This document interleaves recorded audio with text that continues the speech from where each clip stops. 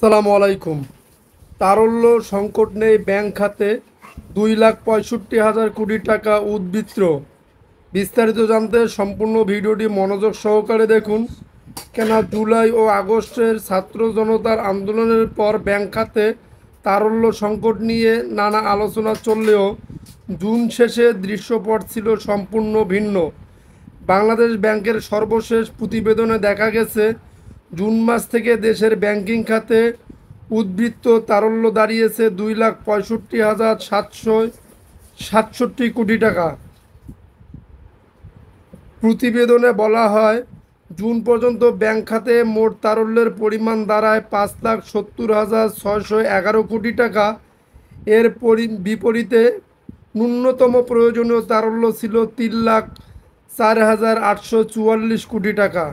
সেই হিসাবে নিট উদ্বৃত্ত তারল্য দাঁড়ায় 2,65,000 কোটি, যা আগের বছরের তুলনায় প্রায় 97,000 কোটি টাকা বেশি।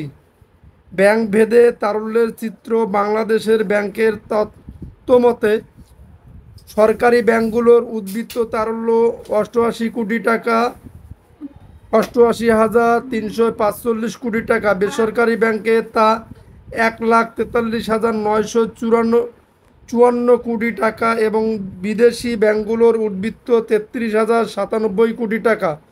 তবে ইসলামী ব্যাংকগুলোতে রয়েছে 433 কোটি টাকার ঘাটতি এবং বিশেষায়িত ব্যাংকগুলোর ঘাটতি 62 কোটি টাকা।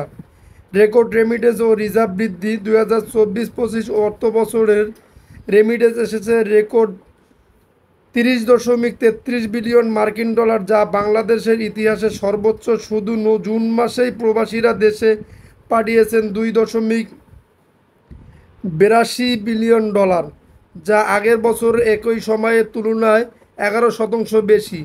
এ সময় দেশের বৈদেশিক মুদ্রার রিজার্ভ বেড়ে দাঁড়ায় 31.77 বিলিয়ন ডলারে। গত বছর একই সময়ে তা ছিল 26.71 বিলিয়ন ডলার।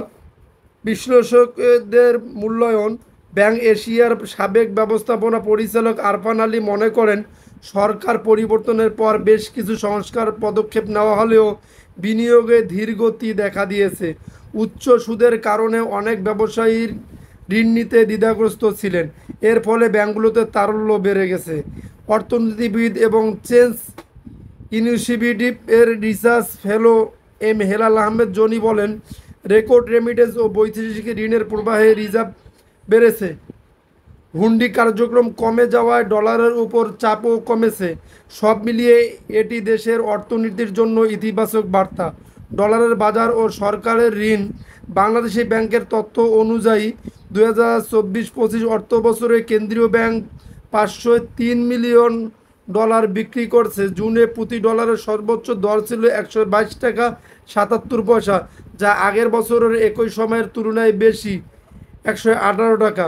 অন্যদিকে সঞ্চয়পত্রে মে মাস পর্যন্ত বিক্রয়ের স্থিতি দাঁড়িয়ে 3,33,686 কোটি টাকা।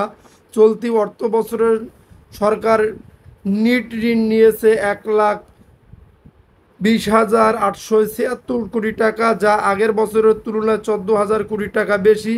বাংলাদেশ ব্যাংকের বক্তব্য, বাংলাদেশের ব্যাংকের মুখপাত্র আরিফ হোসেন খান বলেন, সরকার পরিবর্তনের পর অর্থনীতিতে ইতিবাচক পরিবর্তন এসেছে। তারল্য বেড়েছে, রিজার্ভ বেড়েছে, ডলারের বাজার স্থিতিশীল রয়েছে। সব মিলিয়ে এটি ভবিষ্যতের জন্য আশাব্যঞ্জক সংকেত। যদি আপনাদের নিউজটি ভালো লেগে থাকে তাহলে অবশ্যই আমাদের চ্যানেলটি সাবস্ক্রাইব করে পাশে থাকা বেল বাটনটি অন করে রাখবেন।